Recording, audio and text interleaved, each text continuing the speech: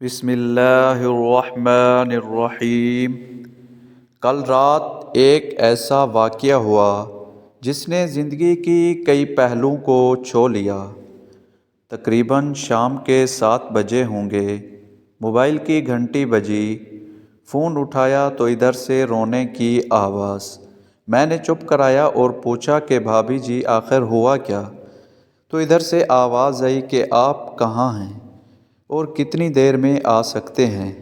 میں نے کہا آپ اپنی پریشانی تو بتائیں، اور بھائی صاحب کہاں ہیں، اور ماں جی کدھر ہیں، آخر ہوا کیا ہے؟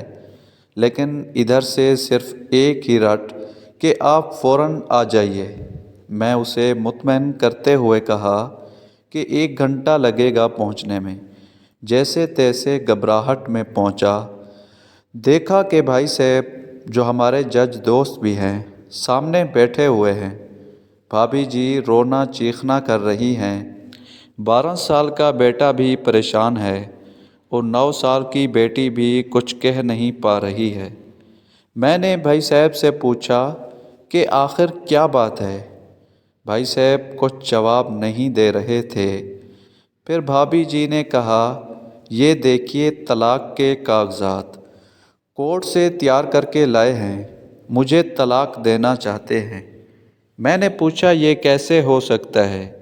اتنی اچھی فیملی ہے، 2 بچے ہیں، سب کچھ سیٹلڈ ہے۔ پہلی نظر میں مجھے لگا کہ یہ مذاق ہے، لیکن میں نے بچوں سے پوچھا کہ تمہاری دادی کدھر ہے؟ تو بچوں نے بتایا کہ پاپا انہیں 3 دن پہلے نوئیٹائڈ کے اولڈ ایج ہوم میں شفٹ کر کے آئے ہیں۔ میں نے نوکر سے کہا، مجھے اور بھائی صاحب کو چائے پلاؤ۔ کچھ دیر میں چائے آئی۔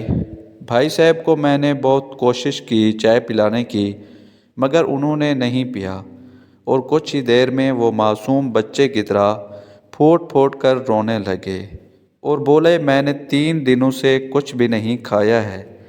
میں اپنی 61 سالہ کی ماں کو کچھ لوگوں کے حوالے کر کے آیا ہوں۔ پچھلے سال سے میرے گھر میں ماں کے لیے اتنی مصیبتیں ہو گئی ہیں کہ بیوی نے قسم کھا لی کہ میں ماں جی کا دھیان نہیں رکھ سکتی۔ نہ تو یہ ان سے بات کرتی تھی اور نہ میرے بچے ان سے بات کرتے تھے۔ روز میرے کورٹ سے آنے کے بعد ماں بہت روتی تھی، نوکر تک بھی ان سے خراب طرح سے پیش آتے تھے اور اپنی من مانی کرتے تھے۔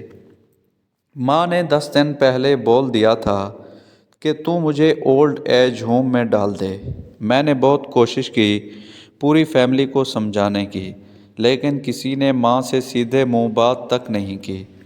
جب میں 2 سال کا تھا تب ابو انتقال کر گئے تھے۔ ماں نے دوسروں کے گھروں میں کام کر کے مجھے پڑھایا، اس قابل بنایا کہ میں آج ایک جج ہوں۔ لوگ بتاتے ہیں کہ ماں دوسروں کے گھر کام کرتے وقت کبھی بھی مجھے اکیلا نہیں چھوڑتی تھی۔ اس ماں کو میں آج اولڈ ایج ہوم میں چھوڑ آیا ہوں۔ میں اپنی ماں کی ایک ایک دکھ کو یاد کر کے تڑپ رہا ہوں جو انہوں نے صرف میرے لیے اٹھائے تھے۔ مجھے آج بھی یاد ہے جب میں میٹرک کے امتحان دینے والا تھا، ماں میرے ساتھ رات بھر بیٹھی رہتی تھی۔ ایک بار جب میں اسکول سے گھر آیا تو ماں کو بہت زبردست بخار میں مبتلا پایا، پورا جسم گرم اور تپ رہا تھا۔ میں نے ماں سے کہا کہ ماں تجھے تیز بخار ہے۔ تب ماں ہنستے ہوئے بولی، ابھی کھانا بنا کر آئی ہوں اس لیے گرم ہے۔ لوگوں سے ادھار مانگ مانگ کر مجھے یونیورسٹی سے LLB تک پڑھایا۔ مجھے ٹیوشن تک نہیں پڑھانے دیتی تھی کہ کہیں میرا وقت برباد نہ ہو جائے۔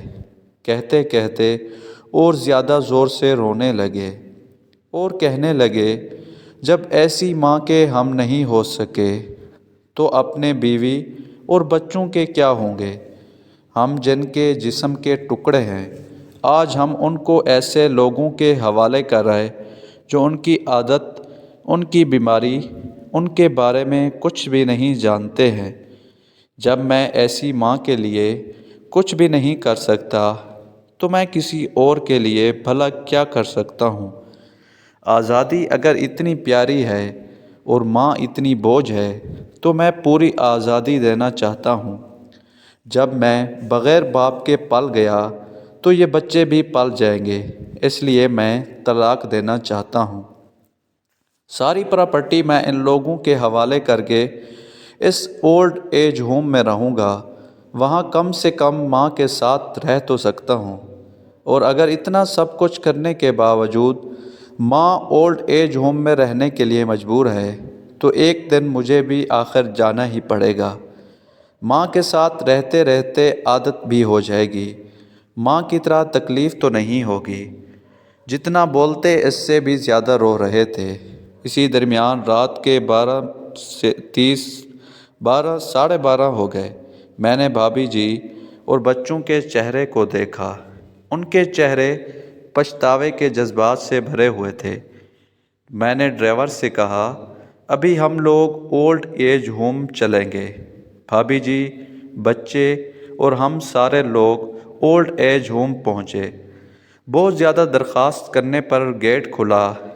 بھائی صاحب نے گیٹ کیپر کے پیر پکڑ لیے، بولے میری ماں ہے، میں اسے لینے آیا ہوں۔ چوکیدار نے پوچھا، کیا کرتے ہو صاحب؟ بھائی صاحب نے کہا کہ میں ایک جج ہوں۔ تو اس چوکیدار نے کہا، جہاں سارے ثبوت سامنے ہیں تب تو آپ اپنی ماں کے ساتھ انصاف نہیں کر پائے، اوروں کے ساتھ کیا انصاف کرتے ہوں گے صاحب؟ اتنا کہہ کر ہم لوگوں کو وہیں روک کر وہ اندر چلا گیا۔ اندر سے ایک عورت آئی جو وارڈن تھی۔ اس نے بڑے زہریلے لفظ میں کہا، 2 بجے رات کو آپ لوگ لے جا کے کہیں اسے مار دیں تو میں اللہ کو کیا جواب دوں گی؟ میں نے وارڈن سے کہا کہ بہن آپ یقین کیجئے یہ لوگ بہت پچھتاوے میں جی رہے ہیں۔ آخر میں کسی طرح ان کے کمرے میں لے گئی۔ کمرے کا جو نظارہ تھا اسے لفظوں میں بیان کرنا مشکل ہے۔ صرف ایک فوٹو جس میں پوری فیملی ہے، وہ بھی ماں کے بغل میں، جیسے بچے کو سلا رکھا ہے۔ مجھے دیکھی تو اسے لگا کہ کہیں بات نہ کھول جائے، لیکن جب میں نے کہا کہ ہم لوگ آپ کو لینے آئے ہیں تو پوری فیملی ایک دوسرے سے لپٹ کر رونے لگی۔ آس پاس کے کمروں میں اور بھی بزرگ تھے، سب لوگ جا کر باہر تک ہی آ گئے، ان کی بھی آنکھیں نم تھیں۔ کچھ وقت کے بعد چلنے کی تیاری ہوئی، پورے اولڈ ہوم کے لوگ باہر تک آئے۔ کسی طرح ہم لوگ اولڈ ایج ہوم کے لوگوں کو چھوڑ پائے۔ سب لوگ اس امید سے دیکھ رہے تھے شاید انہیں بھی کہ کوئی لینے آئے۔ راستے بھر بچے اور بھابھی جی تو چپ چاپ رہے، مگر ماں اور بھائی صاحب پرانی باتیں یاد کر کے رو رہے تھے۔ گھر آتے آتے تقریباً 3:45 ہو گئے۔ بھابھی جی بھی اپنی خوشی کی چابی کہاں ہے یہ سمجھ گئی تھی۔ میں بھی چل دیا، لیکن راستے بھر وہ ساری باتیں اور نظارے آنکھوں میں گھومتے رہے۔ ماں تو صرف ماں ہے، اس کو مرنے سے پہلے نہ ماریں۔ ماں ہماری طاقت ہے، اسے کمزور نہیں ہونے دیں۔ اگر وہ کمزور ہو گئی تو ثقافت کی ریڑھ کمزور ہو جائے گی، اور بنا ریڑھ کا معاشرہ کیسے ہوتا ہے یہ کسی سے بھی چھپا ہوا نہیں ہے۔ اگر آپ کے آس پاس یا رشتہ دار میں اس طرح کا کوئی مسئلہ ہو تو انہیں یہ ویڈیو ضرور بھیجیں اور اچھی طرح سمجھائیں۔ کچھ بھی کرے لیکن ہمیں جنم دینے والی ماں کو بے گھر بے سہارا نہیں ہونے دیں۔ اگر ماں کی آنکھ سے آنسو گر گئے تو یہ قرض کئی صدیوں تک رہے گا۔ یقین مانیں سب ہوگا تمہارے پاس، لیکن سکون نہیں ہوگا۔ سکون صرف ماں کے آنچل میں ہوتا ہے، اس آنچل کو بکھرنے مت دینا۔ اس دل کو چھو لینے والی داستان کو آگے بھی ضرور شیئر کریں اور اپنے بچوں کے ساتھ بھی لازمی پڑھیں تاکہ اس سے عبرت حاصل کر سکیں۔